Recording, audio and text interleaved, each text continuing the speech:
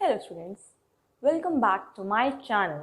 Today we will study the topics of IIT JAM group theory, that is counting of homomorphisms. Now let's get started. अब हम देखते हैं homomorphisms कितने होते हैं from one group to another group, और जो ग्रुप्स हमें कहीं known हो and कहीं unknown हो, जैसे कि counting of homomorphism. अब होमोमॉर्फिज्म क्या होता है basically? F is a group homomorphism from J to G dash if F of A star B, where star is the operation of group G, is equal to F of A. ये भी एक operation है under G dash, मतलब जिसमें G dash हमारा group form कर रहा है F of B for all a b belonging to G, क्योंकि जो ग्रुप होमोमॉर्फिज्म होता है वो बेसिकली क्या करता है, जो ऑपरेशन होता है वो प्रिजर्व करता है, और ग्रुप में एक ही ऑपरेशन होता है, इसलिए ये एक ऑपरेशन ग्रुप का प्रिजर्व करता है. ठीक है, अब हम देखते हैं इनफाइनाइट साइक्लिक ग्रुप से फाइनाइट ग्रुप पे कितने होमोमॉर्फिज्म्स होते हैं. ऑन टू होमोमॉर्फिज्म्स की बात करते हैं. अब अगर हमारा जो जी डैश है साइक्लिक है तो फाइनाइट भी दे रखे हमें. अब हमें ये पता है, एक थ्योरम होती है, every finite cyclic group is isomorphic to Zn addition modulo n, अगर उस फाइनाइट साइक्लिक ग्रुप का ऑर्डर n है. ठीक है, अब Zn में जनरेटर्स अगर हमें निकालने हो तो वो कितने होते हैं? Number of generators in Zn 5 of n. And अगर हमें कोई एक मैप डिफाइन करना हो, हमें बस इतना निकालना होता है कि जो उसका जनरेटर है उसकी इमेज कहाँ पे जा रही है, क्योंकि जो बाकी सारे एलिमेंट्स हैं वो जनरेटर से जनरेट हो रहे हैं. जैसे कि अगर हम Zn ले रहे हैं तो 1 उसका जनरेटर है हमारे पास. अगर हमने phi of 1 निकाल लिया तो जो बाकी सारे एलिमेंट्स हैं उस ग्रुप के, उसकी इमेज हमें पता लग जाती है. कैसे कि अगर हमने phi of 1 निकाल लिया, हमारा B है, ठीक है, तो phi of A is equal to phi of 1 plus 1 plus 1 A times if A is any arbitrary element taken in Zn, which in turn is equal to A into phi of 1. तो हमें image पता लग गई इसकी. किसी भी अगर हमारे पास जनरेटर की इमेज निकल गई तो हम बाकी सारे एलिमेंट्स की इमेज निकाल सकते हैं. और हमारे पास कितने जनरेटर्स होते हैं?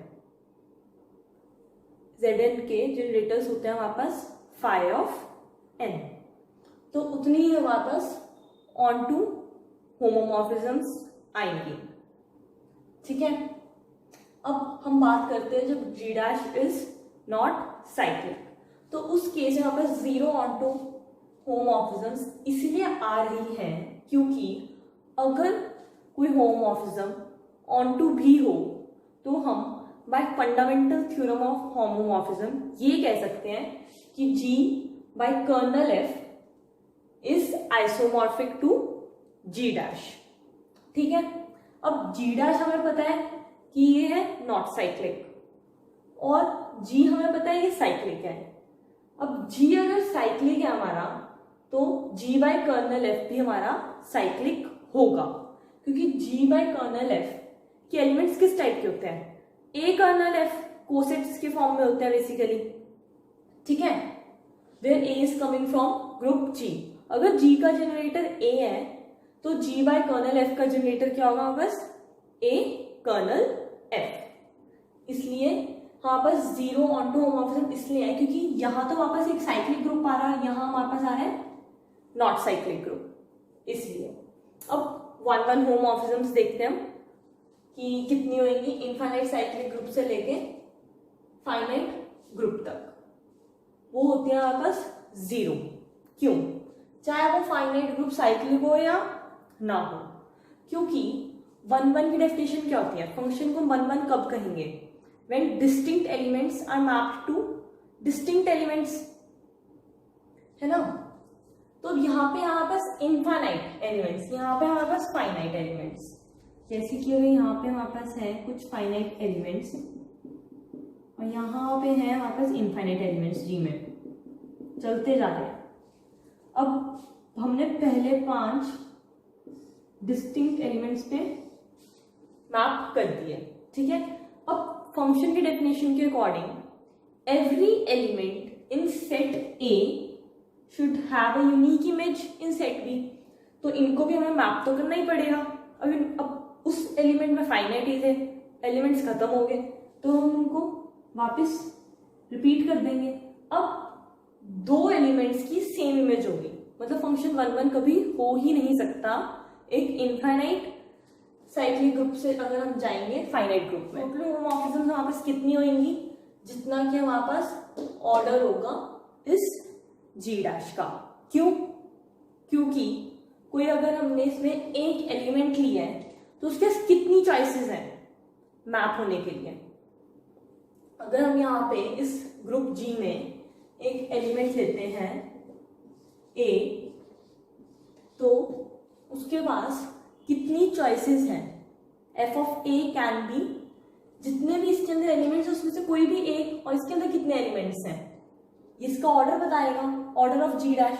अगर वो एन है तो उसके पास एन चॉइसेस होंगी, F of A has an choices, तो उससे हमारे पास होमोमॉर्फिज्म डिटरमाइन होता रहेगा। इसलिए हमने यहाँ लिखा कि टोटल होमोमॉर्फिज्म हमारे पास जी डैश का ऑर्डर है। अब हम दूसरा देखते हैं, इनफाइनाइट साइक्लिक ग्रुप से इनफाइनाइट ग्रुप पे। अब अगर तो हमारा जी डैश है जो वो साइक्लिक हो, तो अब हमें पता है थ्योरम है every infinite cyclic group is isomorphic to Z integers. अब इंटीजर्स के कितने जनरेटर्स होते हैं? 2, 1 और -1। अभी मैंने बताया था कि जनरेटर से अगर हमें ये पता लगे जनरेटर कहाँ मैप हो रहा है तो हम बाकी सारे एलिमेंट्स मैप करवा सकते हैं। तो मतलब बस जनरेटर्स की इमेजेस देख लो या ये देख लो कि कितने जनरेटर्स हैं हमारे पास, तो उतने ही हमारे पास ऑन टू होमोमॉर्फिज्म्स आएंगे। साइक्लिक है, इनफाइनाइट है, जेड के आइसोमॉर्फिक है, जेड के 2 जनरेटर्स होते हैं 1 और -1, तो हमारे पास 2 ऑन टू होमोमॉर्फिज्म्स आएंगे इसके। अब अगर जी डैश नॉट साइक्लिक है तो सेम लगेगा ये वाला कि हमारा जी डैश तो नॉट साइक्लिक है but G by kernel F हमारा साइक्लिक होगा, विच इज नॉट पॉसिबल, इसलिए 0 ऑन टू होमोमॉर्फिज्म्स है।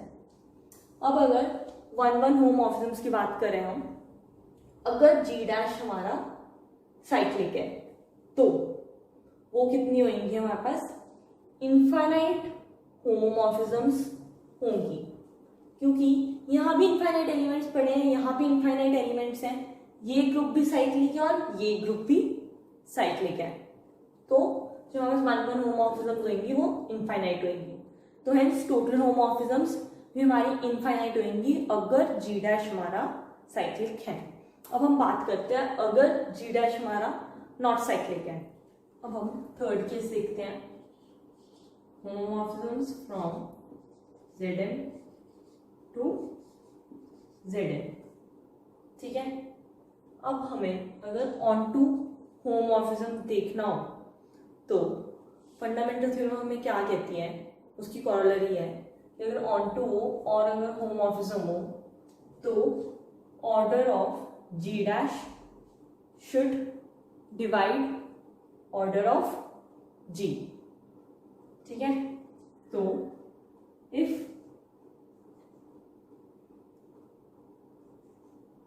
n divides m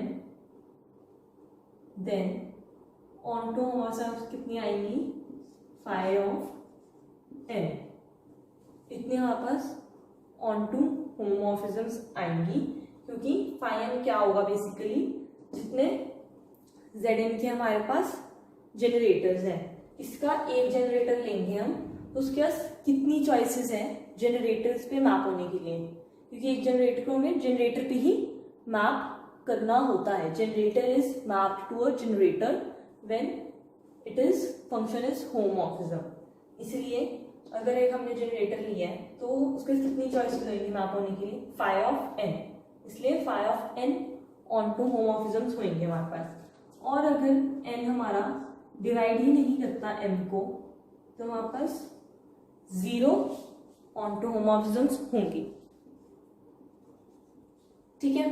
अब अगर यही हमें 1 होमोमॉर्फिज्म्स देखने हो Zn से Zn तक तो 1 क्या कहता है हमें? Distinct element should be mapped to should have distinct images. तो उसमें अगर जो हमारा m है वो अगर डिवाइड करता है m को तो हमारे पास फाई ऑफ m 1 होमोमॉर्फिज्म्स होंगी. क्यों? क्योंकि Zn के जनरेटर्स हमारे पास फाई ऑफ m होते हैं. तो हम इसके जो m जनरेटर्स हैं उनको पहले हमने एक जनरेटर को मैप किया, उससे 1 होमोमॉर्फिज्म बना लिया. फिर हमने दूसरे जनरेटर को मैप किया, उससे 1 होमोमॉर्फिज्म बना लिया. इसलिए हमारे पास फाई ऑफ m 1 होमोमॉर्फिज्म्स आएंगी. और अगर m डिवाइड नहीं करता है इनको तो हमारे पास 0 1 होमोमॉर्फिज्म्स होंगी. अब इसी में अगर हमें टोटल होमोमॉर्फिज्म्स देखने हो फ्रॉम Zm टू Zn तो वो कितनी होती हैं? GCD क्या होता है हमारा? Greatest common divisor. GCD of mn n. अब इसको याद करने का तरीका क्या है? अगर हमसे ऑन्टो होमोमॉर्फिज्म्स पूछे हैं तो ऑन्टो हमें कैसे पता लगते हैं कि जो ये वाला साइड है G डैश उसके सारे एलिमेंट्स की प्री इमेज होनी चाहिए. तो बस इतना याद रख लो, अगर तो n डिवाइड्स m तो फाई ऑफ n हो गए ऑन्टो होमोमॉर्फिज्म्स. अगर हमें 1 पूछा है तो यहाँ पे आ जाओ. इफ m डिवाइड्स n तो फाई ऑफ m होंगे 1 होमोमॉर्फिज्म्स. ठीक है. अब हम फोर्थ पार्ट देखते हैं. अब हम होमोमॉर्फिज्म्स देखते हैं. Zm to Zk cross Zn. ठीक है. टोटल होमोमॉर्फिज्म्स कितनी होंगी इसमें? GCD of m with k into GCD of m with l. ये होंगे हमारे पास टोटल होमोमॉर्फिज्म्स. अब इसी में अगर हमारे पास फिफ्थ केस आ जाए Zn cross Zn to Zk cross Zn तो हमारे पास टोटल होमोमॉर्फिज्म्स कितनी होंगी? GCD of m cross k, GCD of m cross l, GCD of n cross k, GCD of n comma l. एक बारी m को लेना, m का GCD k और l से देखना, उनका प्रोडक्ट करना. फिर n को लेना, n का GCD k और l के साथ देखना, उनका प्रोडक्ट करना. फिर बाकी सब सारों का प्रोडक्ट करके हमारे पास टोटल होमोमॉर्फिज्म्स आ जाएंगी from Zm cross Zn to Zk cross Zn. अब हम सिक्स्थ देखते हैं. From Z to Z. अब ये हमें दिख रहा होगा Z है हमारे पास इनफाइनाइट साइक्लिक ग्रुप और Zn है हमारे पास फाइनाइट साइक्लिक ग्रुप. तो उस केस में टोटल होमोमॉर्फिज्म्स कितने आते हैं हमारे पास? Order of Zn. तो वो हो जाएगा हमारे पास n. अब सेवेंथ देखते हैं हम. Zn से Z तक जाएंगे अगर हम तो हमारे पास कितने होमोमॉर्फिज्म्स आएंगी? वो आएगी सिर्फ और सिर्फ एक होमोमॉर्फिज्म. हम 8th टाइप देखते हैं. Number of homomorphisms from Q plus to Q plus. वो या तो हमारे पास ट्रिवियल आएंगी होमोमॉर्फिज्म्स या आएंगे हमारे पास इनफाइनाइट होमोमॉर्फिज्म्स. ठीक है. अब हम देखते हैं 9 जो कि है SM जो हमारा होता है सिमेट्रिक ग्रुप या परम्यूटेशंस का ग्रुप टू Zn. अब यहाँ पे जो m है that should be greater than equal to 3 and m should be not equal to 4. तो हमारे पास जो होमोमॉर्फिज्म्स आएंगी वो होंगी या तो 1 या 2. 1 कब होंगी जब n है जो हमारा वो ऑड होगा, और 2 कब होंगी जब n है जो हमारा वो इवन होगा. हमारे पास दो होमोमॉर्फिज्म्स आएंगी अगर हमारा n इवन है, और एक होमोमॉर्फिज्म आएगी अगर हमारा n ऑड है. ठीक है. अब इसी में अगर हमें देखना हो कि S3 से S3 कितनी होमोमॉर्फिज्म्स हैं, तो वो कितनी होंगी हमारे पास होमोमॉर्फिज्म्स? 10 होमोमॉर्फिज्म्स आएंगी. ये डायरेक्ट रिजल्ट से आया है कि इसकी 10 होमोमॉर्फिज्म्स होती हैं. अगर हमें देखना हो कि कितनी ऑन टू होमोमॉर्फिज्म्स हैं Zm से लेके Sn तक, where n is greater than or equal to 3 on to 0, कोई भी होमोमॉर्फिज्म नहीं है Zm से लेके Sn तक ऑन टू होमोमॉर्फिज्म. क्यों? क्योंकि Zm हमारे पास होता है एक साइक्लिक ग्रुप, और Sn हमें अच्छे से पता है for n greater than or equal to 3 is not cyclic group. तो हमारे पास ऑन टू भी और अगर होमोमॉर्फिज्म है तो Zm over kernel of F should be isomorphic to Sn. Sn हमारा नॉन साइक्लिक ग्रुप है, और Zm over kernel of F कोई एक हमारे पास साइक्लिक ग्रुप बनकर आएगा, फाइनाइट साइक्लिक ग्रुप, एंड ये दोनों आपस में आइसोमॉर्फिक नहीं हो सकते, इसलिए ऑन टू होमोमॉर्फिज्म हमारे पास इस केस में 0 आती है. अब हम क्वेश्चन 1 देखते हैं. Find number of homomorphisms from Gl to Z2 to Z6. यहां से यहां तक हमें नंबर ऑफ होमोमॉर्फिज्म्स बतानी है.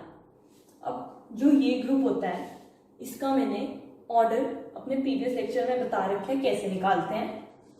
G Ln Fp का ऑर्डर होता है हमारे पास p raise to power n minus 1, p raise to power n minus p, so on up to p raise to power n minus p raise to power n minus 1. ठीक है. तो order of Gl to Z2 क्या होगा हमारे पास? p क्या है इसमें हमारा 2, और n भी हमारा 2 ही है, -1 2 स्क्वायर -2. अब अगर ध्यान से देखेंगे 2 की पावर है जो वो p-1 तक ही जा रही है, p-1 तक ही जाना था हमें, p raise to power n-1 तक जाना था, और यहाँ पे n-1 है, तो यहाँ पे हम स्टॉप कर जाएंगे. 4-1 3, 4-2 2 6.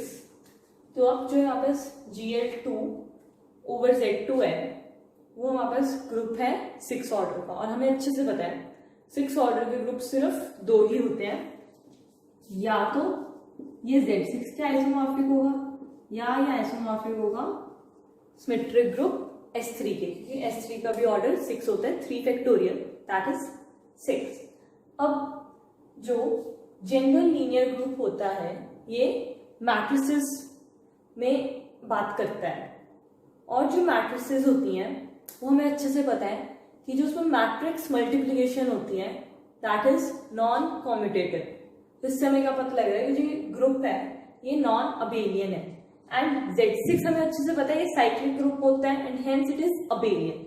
तो ये वाला ग्रुप हमारा Z6 के आइसोमॉर्फिक तो बिल्कुल भी नहीं है. तो हमारा general linear group of order 2 over Z2 where Z2 is addition modulo 2 is isomorphic to S3. अब हमें होमोमॉर्फिज्म्स बताने हैं फ्रॉम S3 टू Z6. अब मैंने अभी पहले ही बताया है कि अगर हमें होमोमॉर्फिज्म्स देखने हो S3 से Z6 में तो हम 6 देखते हैं. यहाँ पे 6 क्या हमारा इवन, तो होमोमॉर्फिज्म्स कितने होंगे हमारे S3 किसके आइसोमॉर्फिक था? General linear group of order 2 over Z2, तो इसलिए homomorphisms general linear group of order 2 over Z2 to Z6 के भी होमोमॉर्फिज्म्स 2 ही आएंगे।